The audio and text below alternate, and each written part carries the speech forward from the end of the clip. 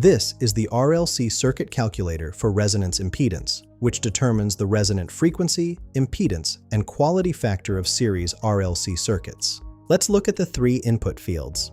First, enter your resistance R in ohms.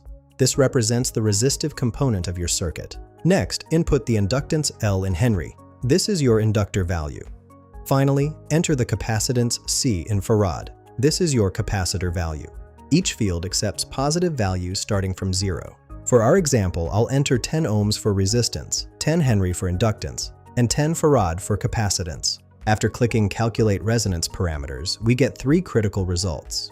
The resonant frequency comes out to 1.592 E2 Hz, or about 15.92 mHz. This is where your circuit naturally oscillates. The impedance at resonance equals 10 ohms, which matches our resistance value since reactances cancel at resonance. The quality factor is 0.100, indicating a heavily damped circuit with a broad frequency response, typical for high resistance relative to reactance values. This calculator simplifies resonance analysis for filter design and frequency-selective circuits. Find the link in the description below.